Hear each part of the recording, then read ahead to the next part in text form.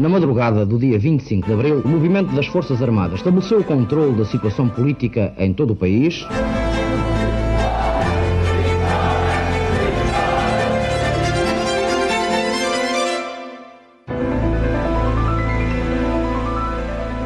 Olá, bem-vindos a mais um episódio de A História Repete-se, com Henrique Monteiro. Olá, Henrique. Olá, Lourenço. E comigo, Lourenço Pereira Coutinho. Hoje vamos falar sobre o contexto e a importância das primeiras eleições democráticas realizadas em Portugal, que ocorreram a 25 de abril de 1975, passam por estes dias 50 anos.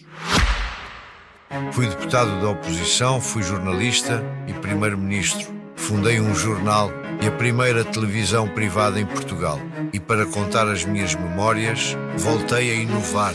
Memórias de Francisco Pinto Balsemão, um podcast inovador baseado no livro homónimo, narrado por voz em inteligência artificial. Disponível em expresso.pt e nas plataformas de podcast. Expresso. Liberdade para pensar. Estas eleições para os 250 deputados à Assembleia Constituinte tiveram uma afluência recorde de quase 92% dos eleitores recenseados. Ou seja, votaram cerca de 5 milhões e 800 mil eleitores no universo de cerca de 6 milhões e 230 mil recenseados. Pela primeira vez, realizavam-se eleições com sufrágio universal masculino e feminino, baseado num processo prévio de recenseamento eleitoral obrigatório. Neste ato, participaram 13 partidos legalizados, sendo que o PCTP-MRPP, o PDC, Partido da Democracia Cristã, e a AOC, Aliança Operária Camponesa, foram impedidos de participar pelo Conselho da Revolução, isto por, entre aspas, comportamento antidemocrático. Apesar deste senão, as eleições de 25 de abril de 1975 marcaram um contraste significativo com as últimas eleições realizadas pelo regime ditatorial do Estado Novo. Foram legislativas que decorreram a 28 de outubro de 1973 e consistiram na eleição dos 150 deputados à Assembleia Nacional. Contaram com um universo eleitoral de 1 milhão e 800 mil cidadãos e uma afluência às urnas de cerca de 66%.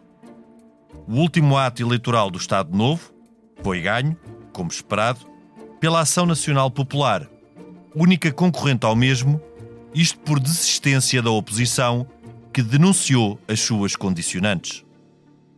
As eleições para a Constituinte, sem dúvida um marco fundamental no processo de construção da nossa democracia, decorreram num contexto político complexo. A 11 de fevereiro de 1975, o Presidente da República, General Costa Gomes, marcou-as para o dia 12 de abril, dando assim cumprimento a uma promessa do programa do MFA, depois reforçada pela Junta de Salvação Nacional, de realizar eleições democráticas no prazo máximo de um ano após o 25 de abril de 1974. Poucos dias depois da marcação das eleições, a 20 de fevereiro, decorreu uma reunião entre representantes do MFA e dos principais partidos políticos, isto com vista a negociar a chamada Plataforma de Acordo Constitucional, que permitiria ao MFA participar indiretamente no processo de elaboração da Constituição. A ideia de iniciar negociações com o MFA, com o objetivo de possibilitar o seu contributo na elaboração da futura Constituição, partiu do PCP e teve depois a aceitação dos demais partidos. No entanto, esta reunião de 20 de fevereiro não produziu resultados concretos, pois o MFA propôs 14 pontos, na sua maioria relacionados com a tutela militar sobre o poder político, que foram rejeitados por PS, PPD e CDS. A 11 de março de 1975, a mal-sucedida tentativa do general Spínola de recuperar o poder resultou na aceleração e radicalização do processo político português. Na noite de 11 para 12 de março de 1975, realizou-se no Instituto de Altos Estudos de Defesa Nacional uma assembleia do MFA que contou com a participação de 200 oficiais das Forças Armadas e prolongou-se por 8 horas. Nesta Assembleia, que passou à história como Assembleia Selvagem, discutiu-se a possibilidade de adiamento sine die das eleições para a Constituinte. A possibilidade foi então travada pelo Presidente da República, General Costa Gomes, que pretendia que as eleições se realizassem na data prevista, ou seja, a 12 de abril de 1975. No entanto, a 19 de março de 1975, as eleições foram oficialmente adiadas por 12 dias e remarcadas para 25 de abril de 1975. O contexto era então substancialmente diferente do existente a 11 de fevereiro de 1975, data da marcação do ato eleitoral para 12 de abril. O 11 de março resultara na afirmação do MFA como principal protagonista político, com a institucionalização do Conselho da Revolução e da Assembleia do MFA.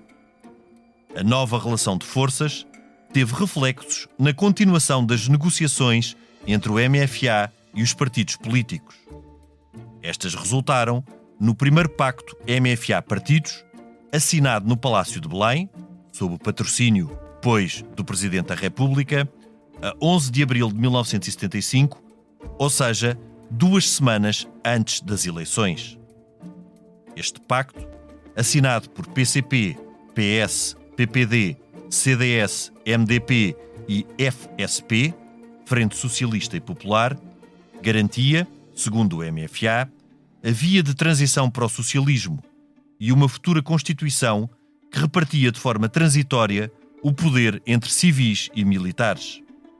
Durante o período de transição, que podia ir de 3 a 5 anos, o Conselho da Revolução assumia-se como centro do poder político.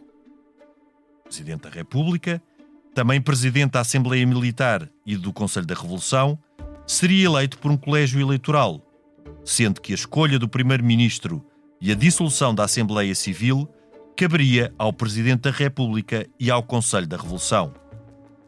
Ponto tão ou mais relevante, o Pacto MFA-Partidos garantia que estes aceitariam as chamadas conquistas da Revolução, ou seja, os partidos, condicionados pelo contexto, renunciavam à possibilidade de as revogar por via democrática. O Pacto MFA-Partidos foi assinado já depois do início da campanha eleitoral, que teve início a 2 de abril. Para além de condicionados por este acordo, os partidos tiveram ainda de enfrentar a oposição da 5ª Divisão Militar, estrutura das Forças Armadas que, após a renúncia de Spínola ao cargo de Presidente da República, a 30 de setembro de 1974, ficou responsável pela chamada dinamização cultural. A 5ª Divisão Militar apelou então ao voto em branco, que, segundo argumentava, representava um voto de confiança no processo revolucionário. Apesar destas condicionantes, as eleições para a Constituinte realizaram-se efetivamente a 25 de abril de 1975. De forma surpreendente, ou talvez não, os seus resultados contrariaram o rumo do processo político, onde o PREC avançava, com as primeiras ocupações de casas de volutas com o apoio do Copcon e o controle pelos trabalhadores de pequenas fábricas que ficaram em autogestão. Então, o PS obteve cerca de 38% dos votos, seguindo-se o PPD, com cerca de 26%, o PCP, com cerca de 12%, o CDS, com cerca de 8%, e o MDP-CDE, com cerca de 4%. A Assembleia Constituinte reuniu-se pela primeira vez a 2 de junho de 1975. Como não tinha competências legislativas, mas unicamente o objetivo de elaborar a futura Constituição, instituiu-se um período antes da ordem do dia, onde os partidos podiam discutir em plenário a atualidade política. Esta continuava efervescente, o que não impediu os constituintes de prosseguirem com a sua missão, que ficou facilitada com o segundo Pacto MFA-Partidos, negociado já após o 25 de novembro de 1975 e assinado a 25 de fevereiro de 1976. Este eliminou o papel da Assembleia do MFA e reduziu o papel do Conselho da Revolução na futura Constituição, que teve a sua discussão final a 31 de março de 1976, sendo aprovada a 2 de abril. Perante reviravoltas políticas, pressões, cercos e outras condições complexas, os constituintes desempenharam assim exemplarmente o seu papel e de forma célere, ou seja, em menos de um ano. Com a aprovação da Constituição de 1976, dava-se assim um novo passo de grande importância no processo de democratização português.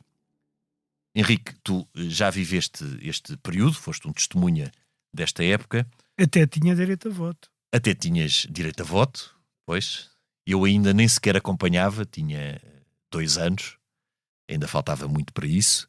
Mas o contexto em que se realizaram as eleições foi complexo. Foi quase um contexto a contraciclo de um processo paralelo revolucionário substanciado no PREC, e os constituintes, contra reviravoltas e contra toda esta agitação deste período histórico, levaram a sua avante e terá sido, porventura, esta constituinte, em termos da sua composição, uma das melhores assembleias que o país já teve. As eleições foram muito importantes, a 25 de abril. Aqui, Costa Gomes, o general Costa Gomes, Presidente da República, teve um papel muito relevante ao garantir que elas se iriam efetuar, e depois a Assembleia que resultou destas eleições foi também uma Assembleia de grande qualidade. Num contexto político muito complexo, não é? Eu acho que a maior parte das pessoas que não viveram essa época, que infelizmente a minha geração provavelmente já são a maioria do país, quer dizer, que não viveram já foi há 50 anos. Já foi há 50 anos. A maior parte. E eu tinha 18 também, quer dizer, podia votar, mas era por muito pouco. Era o primeiro, foi resvés. Porque a maioridade também passou de 21 para 18 anos. Exato. Antes das eleições, e portanto eu passei a maior, assim, de repente era maior. E maior de idade. E quer dizer, quem não viveu não tem a menor ideia do que foi isto. Nem pode ter, porque passaram-se coisas que hoje são inimagináveis, mesmo, como é que é dizer, ou melhor, só são imagináveis assim, tipo na Venezuela, ou assim em países que a gente hoje não nos passa pela cabeça comparar-nos com eles. Porquê? Como tu disseste bem, há uma Assembleia que quer acabar com as eleições, quer que não haja eleições. O Vasco Gonçalves, que era o primeiro-ministro, diz que o melhor é não haver eleições já, porque as pessoas não têm consciência plena de que vão fazer. E quando ele diz isto, é o mesmo argumento do Salazar e do Marcelo. Exato. Contra as eleições. E por isso é que no tempo deles, à precaução, só havia um partido e só podiam votar um quinto ou um sexto das pessoas que depois do 25 de Abril puderam votar. E também portanto, porque o recenseamento sendo facultativo, o colégio eleitoral, o universo eleitoral era muito mas não reduzido. era só ser facultativo, era preciso ser chefe de família. Exato. Era preciso pessoas que têm ligações. Facultativo e condicionado. E condicionado, pois. Claro. E o Vasco Gonçalves dizia, não, houve 48 anos de fascismo, as pessoas não percebem nada do que é que vão fazer quando forem votar, e o melhor é adiar as eleições. E o MFA, ou uma boa parte do MFA, como tu explicaste, apelou mesmo ao voto em branco, a dizer que não valia a pena votar. Devo dizer que tiveram um excelente resultado, eu não tenho aqui quantos votos em branco houve, mas não houve mais de 1,5% ou 1,6% de votos em branco. Foi, ou seja, nem elegeram sequer um deputado os votos em branco. E depois outra coisa também que foi uma surpresa, e eu acho que foi uma surpresa, é que a comunicação social, por exemplo, a comunicação social era toda nacionalizada a partir do 11 de março. Pois. Porque nacionalizaram os bancos e por arrasto, todos os jornais, no fundo, estavam ligados a bancos, de uma forma ou outra, na sua estrutura de propriedade, e os jornais também foram nacionalizados, tornaram-se propriedade do Estado. A RTP já era, e era a única televisão, não é? Na rádio havia 3 rádios, só uma é que resistiu à nacionalização, que foi a Rádio Renascença, que era a emissora do Patriarcado, a emissora católica, mas pelo sim pelo não também foi ocupada pelos trabalhadores e os noticiários abriu aqui Rádio Renascença ao serviço da classe operária dos camponeses e do povo trabalhador, acho que era assim que abriu os noticiários. O que é uma fórmula surpreendente. Era uma forma surpreendente, deixou de ser emissora católica para soltar. Depois isso também se resolveu mais à frente. Ainda restava o República, mas também seria por pouco tempo. Restava o República, que foi maio. Foi ocupada em maio pelos trabalhadores, soi-disant, não é? Quer dizer, por aqueles que se diziam que eram trabalhadores, sanearam outros trabalhadores. Havia trabalhadores da República que eram conhecidíssimos, alguns eram deputados, como o Raul Rego, ou o Jaime Gama, por exemplo, o Aros Carvalho, enfim, havia imensas pessoas assim. E depois havia o Expresso, que não foi contaminado, porque era da propriedade de Francisco Balsemão, como ainda é hoje, no geral, e havia mais um ou outro jornal que tinham sido formados na altura. O Jornal Novo? O Jornal Novo, eu não sei se é antes, é depois do... O Jornal Novo é depois do 11, penso que é depois do 11 de março, mas nessa altura já estaria... Mas, por exemplo, o jornal, que também é formado e depois é ligado ao Grupo dos 9, acho que é de maio de 75, já depois das eleições. Sim. Agora, de antes, quer dizer, os jornais já com o nome, tirando o Expresso, era tudo do Estado. O Diário Popular passou a ser do Estado, a Capital passou a ser do Estado, o Diário de Notícias, o Século, o Jornal de Notícias escapou, quer dizer, a maior parte começou a ser... E a Rádio e Televisão, a Rádio de RDP, o Rádio Clube Português, que era o outro que havia, além da emissora nacional, tudo isto era do Estado. E aí, digamos, o Partido Comunista ou mandava totalmente ou tinha uma influência brutal. E, portanto, o que se lia nos jornais era muito diferente do sentido das realidade. Pessoas. Eu acho que isso está a passar de novo. E é bom a gente ter atenção a isso. Não se está a passar agora por imposição de ninguém em particular ou de um partido, mas está-se a passar porque os jornalistas cada vez mais se afastam das questões concretas. Da realidade. E, portanto, pensava-se que o Partido Comunista era um partido enorme, porque tinha tanta força no país, não é? Tinha as fábricas ocupadas, a reforma agrária, aquelas coisas todas. Sim. E tinha uma forma... E quando saem os votos na noite eleitoral, o Partido Comunista tem 12,4%. O que é uma coisa... Mas isso não deixa também de ser uma coisa extraordinária, que apesar de todo o condicionamento e de todo o controlo, inclusive da informação, as eleições foram verdadeiramente livres. E isso é extraordinário, porque é quase desconcertante esta fase, porque no meio de tudo isto, e no meio inclusive até de politicamente, porque há aqui também uma diferença e um antagonismo entre duas legitimidades, que são precisamente a legitimidade revolucionária e a legitimidade democrática. Exatamente, mas porque era aí que eu queria chegar.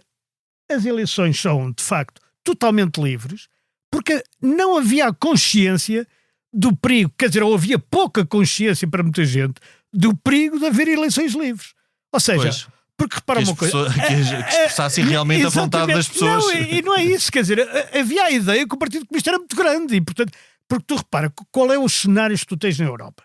Tens uma França, na Europa do Sul. Sim, digamos, na altura. Itália. Tens a Itália, em que o Partido Comunista é enorme. Tem muita influência, e tem sempre influência no governo. E depois há a direita democrata cristã.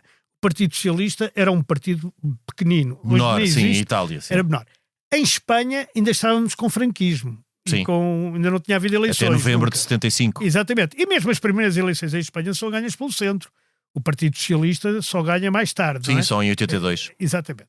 Depois, em França, tu tinhas aqueles partidos gaullistas que ganhavam habitualmente, e o Partido Socialista francês era tido como sendo mais pequeno que o Partido Comunista francês, e talvez fosse, na verdade, porque ele estava espartilhado em vários partidos. Sim. Só o François Mitterrand depois é que consegue unificar aquilo, e consegue em 1981... Com muita persistência. Em 81 só, estamos a falar de 6 anos depois, a terceira eleição. a terceira candidatura dele, é que ele consegue ser eleito Presidente da República. Portanto, nós pensávamos que cá o sistema seria mais ou menos idêntico. Haveria à direita um partido, que era o PPD, ou assim uma coisa qualquer. À esquerda havia o Partido Comunista e os socialistas ficavam ali pelo centro. Henrique, e com uma outra, e com uma agravante, é que estas eleições decorreram depois de um pacto que celebrado entre os partidos e o MFA, que já foi assinado em plena campanha eleitoral. Sim, e com a pistola apontada à cabeça, para o caso do PSD e do CDS. Do PPD e do CDS. E do PS, que o PS também não queria. Sim, e acabaram por o assinar porque não tinham alternativa, porque exatamente. Era o sim ou sim. Era isto ou eleições. Ou assinavam este pacto, ou não havia eleições. E, portanto, mas as eleições, para além dos partidos terem comprometido que na Constituinte iriam reservar o papel principal para órgãos de soberania militares, para a tutela militar. E reservaram. Também fizeram uma outra coisa, é que deram carta branca à legitimidade revolucionária para avançar nas suas conquistas que depois seriam consagradas legalmente pela Constituição. E eram irreversíveis. Exatamente. Portanto, há uma situação paradoxal. A 25 de abril de 1975, os portugueses votaram em soluções que não tinham correspondência naquilo que o governo estava a fazer. Claro que não, mas o que estava em causa nessas eleições... Portanto, há aqui é quase... Mas repara que o que está em causa, neste aspecto, o que está em causa naquelas eleições é quase um referendo sobre o poder do Partido Comunista. E o Partido Comunista não ganha em distrito nenhum, salvo em Beja. Nem em Setúbal, nem em Évora, nem em lado nenhum ganhou. E na altura ainda havia 2 círculos, só por curiosidade, que depois desapareceram, que era o Círculo de Macau, que elegia um deputado, e o Círculo de Moçambique, que também elegia um deputado. Bom, mas isso eram pormenores, não é? Como, por exemplo, a FSP e o MES tiveram mais votos que a UDP, não elegeram ninguém.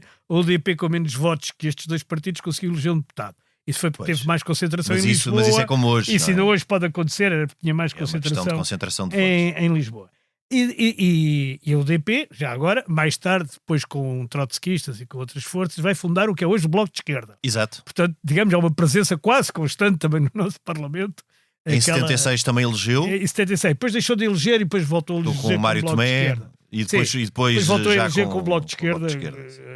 Quando elege, e que já é o Francisco Louçã. Já é o Francisco Louçã, sim. E, portanto, o que nós temos destas eleições, e eu acho até bastante curioso, quer dizer, também estamos num período difícil, porque morreu o Papa Francisco, porque há estas questões todas com o Trump, quer dizer, é um período que não é muito desafiante. Mas acho... Quer dizer, de certa forma, que as eleições, que os 50 anos das primeiras eleições verdadeiramente livres e democráticas, e eu estou a dizer isto com o peso todo da história, não é só nos 48 anos anteriores, é também na República. Na República as eleições nunca foram tão democráticas, nem na monarquia liberal. Quer dizer, estas foram as primeiras eleições... Só com uma diferença, deixa-me puxar aqui a brasa, não à minha sardinha, mas dizer que enquanto na monarquia liberal eram claramente e assumidamente o sufrágio, sim, era uma cacicagem, a República surge com a grande promessa de instituir o sufrágio universal, o que não cumpre. Exatamente, porque a República retira o voto às mulheres, quer dizer, é uma coisa que e não só. E restringe o universo do universo. E aí também era com um argumento fantástico, semelhante ao de Vasconcelos, que era aos padres e o impedir as pessoas de votarem como elas queriam. Sim, em consciência, exatamente. Portanto, mais valia, portanto, não votarem. Felizmente, a Comissão... São atestados sempre de minoridade a comissão que prepara as eleições, que é uma comissão fantástica, a gente muitas vezes nem se lembra já, quem é que preparou as eleições? Não, foram pessoas concretas. Foram pessoas de todos os partidos, de todos os partidos, ou próximos de determinados partidos, e que conseguiram fazer uma lei eleitoral e um modo de fazer eleitoral, porque não havia Constituição que regulasse, por exemplo, o método D'Hondt, que é um... É da Constituição de 76. Mas foi já aplicado em 75, antes de haver Constituição, porque foi decidido nessa comissão e foi aprovado pelos partidos, ou foi de qualquer forma... Depois teve que ser como lei... Pois, com certeza, teve que haver uma lei e isso tudo. Mas foi uma comissão fantástica, e foi fantástico porque eram eleições que tinham tudo para correr mal, por causa dos antecedentes e pelo contexto, e foram eleições em que votou tanta gente que houve filas. O recenseamento também foi muito difícil. O recenseamento foi muito interessante. Em pouco tempo, um recenseamento de milhões de pessoas, estavam recenseadas cerca de 1.800.000. E passaram a estar 6 milhões e 231. Mas eu lembro-me, por exemplo, de me recensear E havia uma fila, não era para votar, era para o recenseamento. Sim, sim. Eu, na altura, recenseei-me numa coisa que acho que já nem é, que era um centro republicano qualquer, daquelas escolas que Sim, havia, sim. mas estavam lá representantes dos partidos todos, pelo menos daqueles grandes, e uma pessoa recenseava-se, mostrava o bilhete de identidade na altura, não é? E essas coisas todas, recebia um cartão, de eleitor, era uma coisa muito... Era uma coisa formal. Solene. Quer dizer, era solene e as pessoas sentiam-se empoderadas, como agora se diz, não é? Tinham poder para mudar o país. E depois, no dia das próprias eleições, eram filas a perder de vista em cada Assembleia Aliás, de voto. basta rever os arquivos da RTP Exatamente. e rever esse dia das eleições, pessoas 2 horas à espera Eram ou mais. filas a perder de vista, por vários motivos, porque havia muita gente, embora hoje 5 milhões, quer dizer, os inscritos eram 6 milhões e 200, agora há mais, não é? E portanto agora, mas já não votam 5 milhões e 700 mil pessoas em eleições nenhumas, nem nada que se pareça, embora haja mais eleitores, mas Há também uma por outra abstenção coisa, muito maior, claro. é que nessas eleições a maior parte das pessoas nunca tinha votado. E portanto, muitas vezes tinha perguntas, coisas que a gente consideraria infantis quase, e agora faço o quê com o papel? Não, agora vai ali àquela cabina que ninguém vê e tal, você pensa Henrique, atrás, e pega muito numa importante- caneta e faz uma cruzinha à frente do partido que quer votar. O partido tinha o Henrique, símbolo muito e tinha o nome. importante, não só por ter sido feita, as eleições terem sido preparadas por uma comissão independente, Uhum. como também... Ela não era independente, era independente no resultado, porque tinha gente de todos os partidos. Sim, independente no sentido de Sim, mas não estava... era independente no sentido de serem pessoas independentes. Sim, eram- sim. Como no próprio ato eleitoral, em todas as mesas de votos estavam representantes dos principais partidos a fiscalizar. Se não de todos. De todos, Até- dos principais, de praticamente Sim, todos. os Sim. concorriam. Talvez aqueles mais pequenos e menos organizados não tivessem todas as assembleias em de todas voto. as assembleias. Mas poderiam estar, não é? Sim. Poderiam estar todos os partidos a fiscalizar o ato E eleitoral. seguramente do PS, do PSD, ou do PPD na altura e do PCP. Estavam de em certeza. todos. Sim. E do CDS também estaria O na maior CDS também parte. estaria na maior parte, tendo que o E até CDS, do MDP-CDS. Sim, o CDS teve uma votação de 7,6%. Sim. E depois, O que surpreendeu foi o MDP-CDE, que também teve muito baixo. MDP-CDE, que o Partido Comunista manteve para fingir que era uma frente dos partidos todos, quando tanto o PCP, tanto o PS como o PSD já se tinham retirado do MDP, já não queriam saber daquilo para nada, mas o PCP aguentou o MDP, e o MDP acaba por ter 4%, e com esta maldade é que em Évora, se o MDP fosse com o PCP, como foi depois, o PCP tinha ganho Évora, assim ganhou o PS, porque Pois. os dois juntos tinham mais que o PS, mas separados não tinham. Depois o PCP Não. percebeu-se disso e criou a APU, já em 1980. Primeiro a APU e depois a CDU, não é? depois a Que é o que CDU, tem sim, agora. sim. Mas a verdade é que isto foram eleições muito, muito participadas. Mas depois o que acontece, e repara bem nisto, os 4 maiores partidos passam a ser o PS com 37%, o PSD com 26%, e depois o PCP com 12,4%, que é muito abaixo, não é? E depois o CDS com 7%, e o MDP com 4%, e a UDP com 1%. 0,8%. Henrique, mas é importante dizer que logo a seguir a este ato eleitoral, portanto, a eleições livres que expressaram esta vontade dos portugueses, no dia 1 de maio, Mário Soares é impedido de discursar e Mas eu subir à antes disso tribuna ia dizer uma coisa, para tu veres a ideia que havia. nas celebrações do 1º de maio. Sim, isso é mais tarde, mas logo nessa noite. Mas logo nessa semana, logo na semana a seguir. É 6 dias depois, mas logo nessa noite há um debate na RTP, moderado, aliás, pelo Joaquim Letria, que era um homem que tinha vindo da BBC, que não era suspeito de ter digamos, uma tendência marcada para lado nenhum. Ou pelo menos enquanto jornalista. Enquanto jornalista, sim. Também não estou a falar nele noutra condição. E são convidados 4 partidos, que eram aqueles que se pensava serem os maiores partidos. Partidos são, o Partido Socialista, que vai lá o Mário Soares, o PSD, PPD, que vai lá o Magalhães Mota, porque o Sá Carneiro não esteve sempre intermitente nesta fase. O Álvaro Cunhal, pelo Partido Comunista, e o Francisco Pereira de Moura pelo MDP. E tu perguntas, e onde é que estava o CDS? É que ninguém esperava que o CDS tivesse também aquela votação. Ou seja, que o CDS fosse maior com o MDP. O CDS ficou na linha de corte dos partidos à direita permitidos, porque o Partido da Democracia Era o mais Cristã, à por direita exemplo, permitido. ficou na linha de corte, não é? O PDC, Sim, por exemplo, não mas foi permitido. Para ver a diferença, o CDS teve 16 deputados eleitos e o MDP teve 5 deputados eleitos. Tem menos de um terço. Era 3 vezes maior. E o Freitas do Amaral, o CDS, teve mais de metade dos deputados do Partido Comunista. Portanto, o Partido Comunista tinha 30, eles tinham 16. E depois a seguir havia 81, também havia mais deputados, havia 263. 250. Não, era 250, exatamente. Eram 250. 250. Mas isso tudo, exatamente. depois, há até, mais uma vez, é importante reforçar esta ideia. Por um lado, há um processo revolucionário que continua completamente em paralelo do que foi esta realidade democrática. Mas estavas a falar de 1º de Maio, isso é importante, porque eu também tive exatamente esse 1º de Maio, quer dizer, exatamente, onde o Mário Soares é impedido de entrar.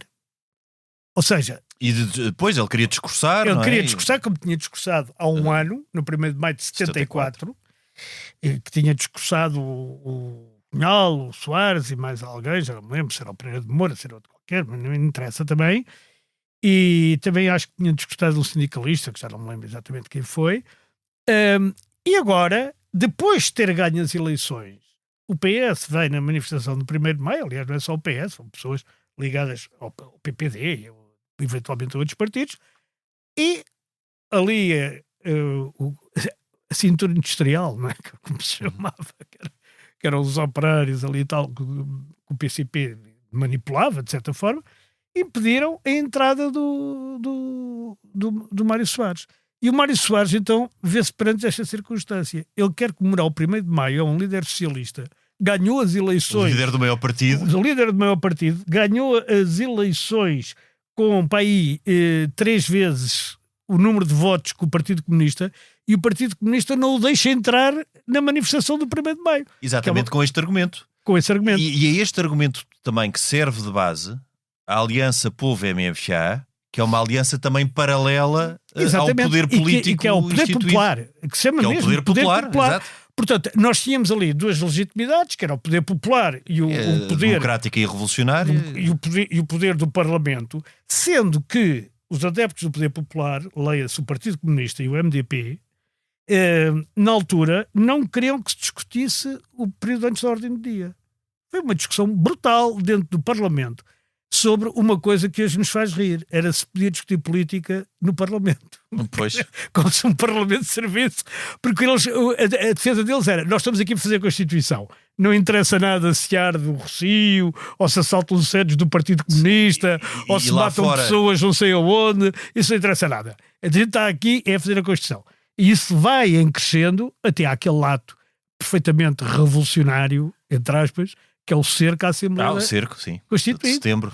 Sim. Não, é novembro. É novembro. 12 de novembro, não é? É pouco antes do 25 de novembro. Porque fazem esse cerco, são teoricamente os operários da construção civil, que fazem esse cerco, ou coisa, né? O governo também não pode trabalhar, o célebre Pinheiro de Azevedo, que mete as mãos nos faz greve. É o primeiro governo no mundo, penso eu, que fez greve.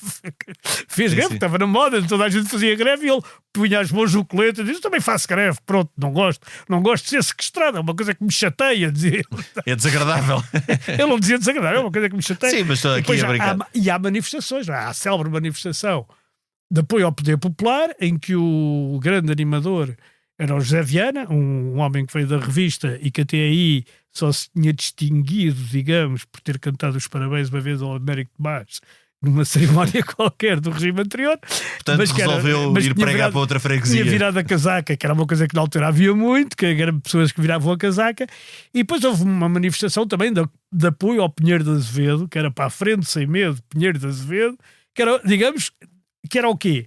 Que era o apoio a um governo provisório, que é o último, que se forma quando cai o Vasconcelos, é o sexto, que é o sexto governo provisório, e de apoio, digamos, ao Parlamento e à legitimidade democrática. Sim, mas em paralelo, as duas legitimidades chocavam, e em paralelo, e logo em julho, há a saída tanto de PS como de PPD do quarto governo constitucional. a seguir este governo sai ainda primeiro o extrema, PS, sai primeiro o PS e depois o PPD. PPD. Sim, na E o sequência PS do caso sai República. por causa do caso República, exatamente. E há um extremar ainda maior do quarto governo, que é quando depois, a 29 de julho, temos a lei da reforma agrária Certo. e começa depois as nacionalizações, com a reforma agrária. Não é, sim. A reforma agrária e As também ocupações. as nacionalizações, as leis de nacionalizações, A lei das nacionalizações é de 11 de março. é de 11 de março. Sim, É que anterior, continuam Exatamente. em paralelo. Alargam-se as nacionalizações. E a partir de E as 29 ocupações de de terra, julho, não é? a lei da reforma agrária, ao cerco à Constituinte também, a partir do 25 de novembro, portanto, durante todo este tempo a Constituinte está reunida e está a discutir a Exatamente. Constituição. E só lhe é possível aprovar a Constituição tal como ela depois foi aprovada e como ela... No dia 2 de abril No de dia 2 76. de abril, depois da revisão do Pacto MFA-Partidos. Exatamente, porque há uma revisão do Pacto MFA Partidos feita já depois de 25 de novembro. E essa revisão... Que é de fevereiro de 76. fevereiro de 70 não, E sim, 6? exato. Fevereiro de 76, é pouco antes da aprovação da Constituição, que é 2 de abril de 76. E, Pois sem ela nem podia ser aprovada. Aliás, porque há uma tentativa até, tanto de PS como de PPD, e aqui é Sá Carneiro que o procura fazer, dizer não há necessidade de um segundo pacto MFA-Partidos, mas sim de revogar o primeiro. exato. Ou seja, que permitisse que os partidos livremente Livremente pudessem aprovar a Constituição Exatamente. sem estar condicionados pela Mas depois tutela aí militar. também há questões de tática, quer dizer, porque aí há uma questão, e eu acho que aí o Sá Carneiro, sem lhe tirar valor nenhum, mas quer dizer, o Soares era um tático absoluto.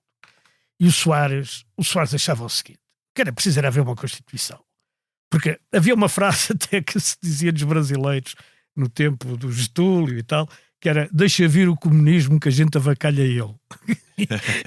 e aqui dizia-se, deixa ver o comunismo que a gente normativiza. Quer dizer, porque o que aconteceu é que havia uma série de normas que eram próprias do Partido Comunista, como por exemplo o caminho para o socialismo, que ainda está na Constituição. Está no preâmbulo. Pois, só que o Soares, muito pragmático, dizia assim, mas qual é o mal? Deixa lá estar.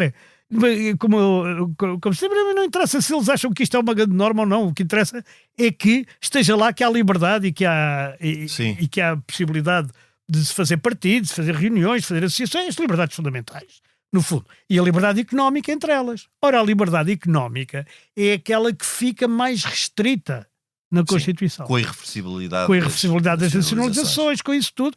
E por isso é que é obrigatório fazer... Que é a consagração da legitimidade revolucionária e de todo aquele processo. Exatamente. E é por isso que é preciso fazer duas revisões que são fundamentais.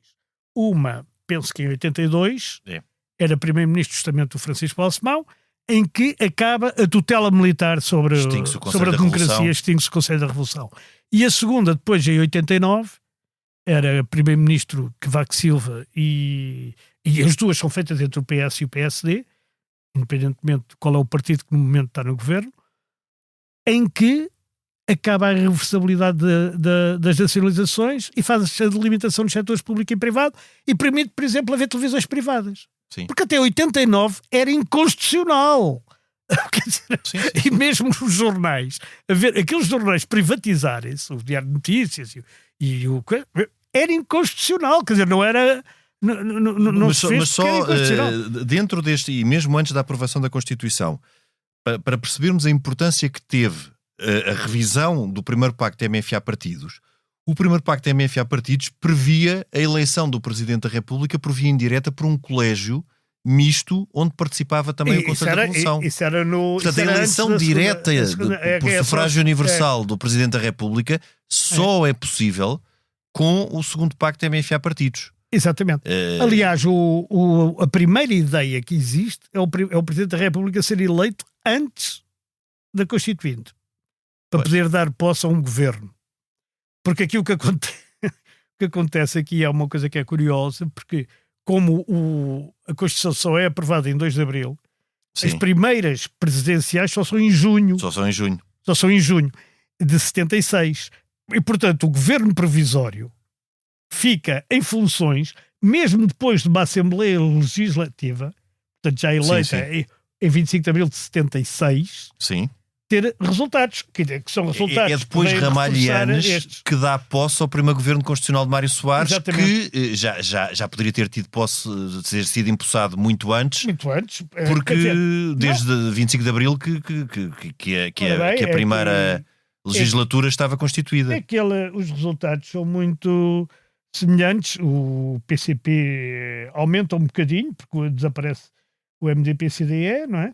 E acho que o CDS também aumenta bastante. O CDS teve o seu melhor resultado eleitoral. Passou de 7% para 15%.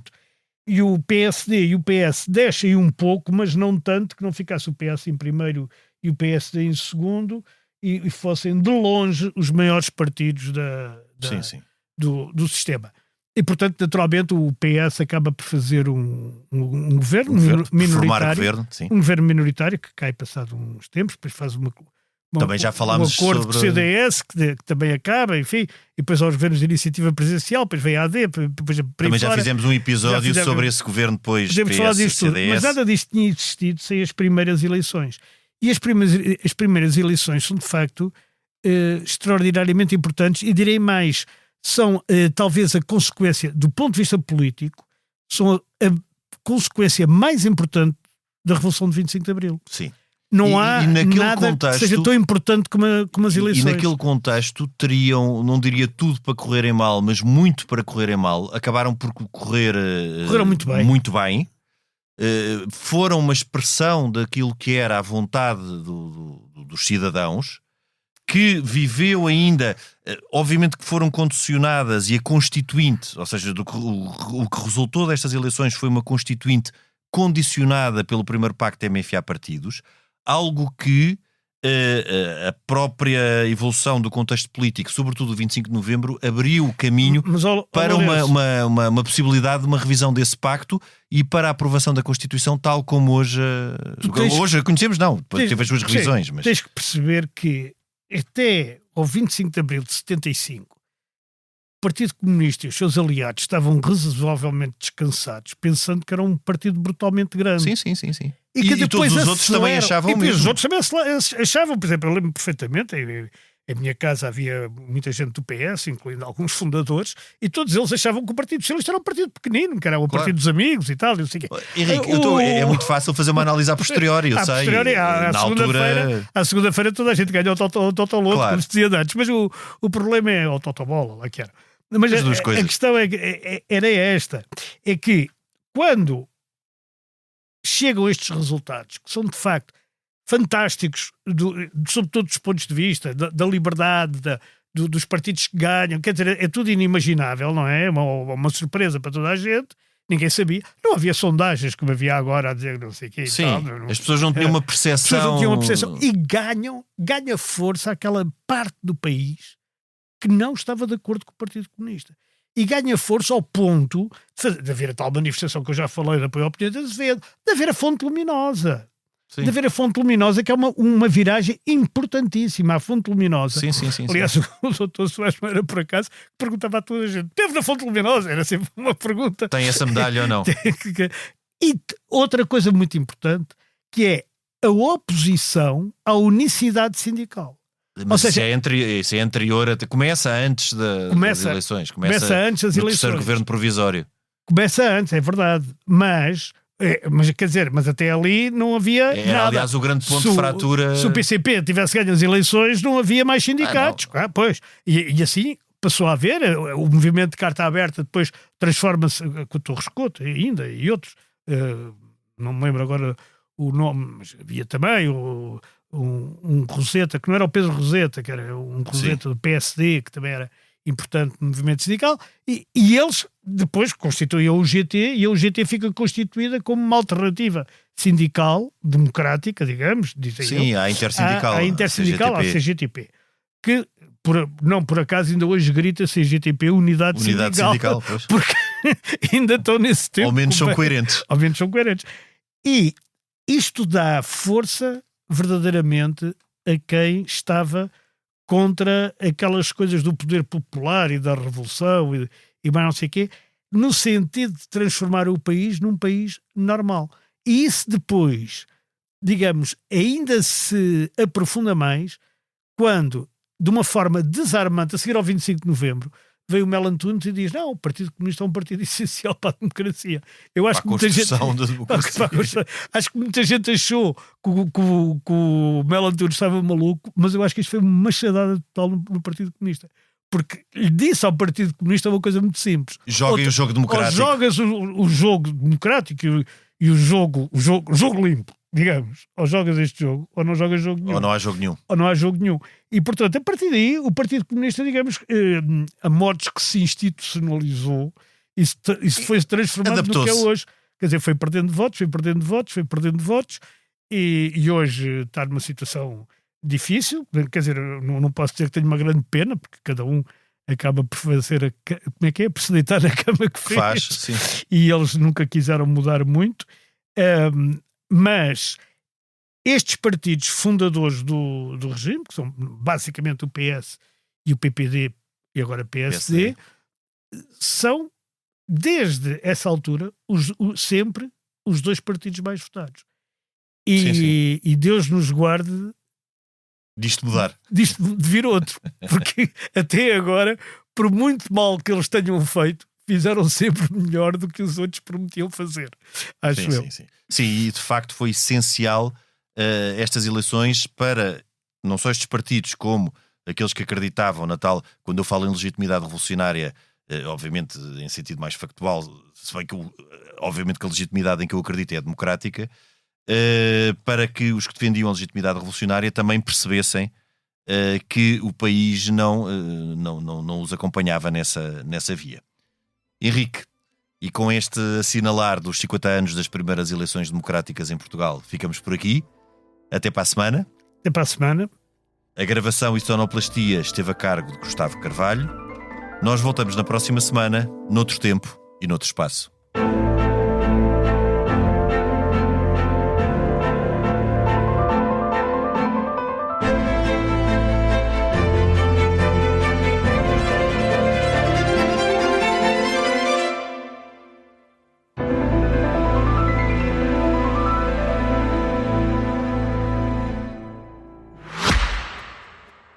Fui deputado da oposição, fui jornalista e primeiro-ministro. Fundei um jornal e a primeira televisão privada em Portugal. E para contar as minhas memórias, voltei a inovar. Memórias de Francisco Pinto Balsemão, um podcast inovador baseado no livro homónimo, narrado por voz em inteligência artificial. Disponível em expresso.pt e nas plataformas de podcast. Expresso. Liberdade para pensar.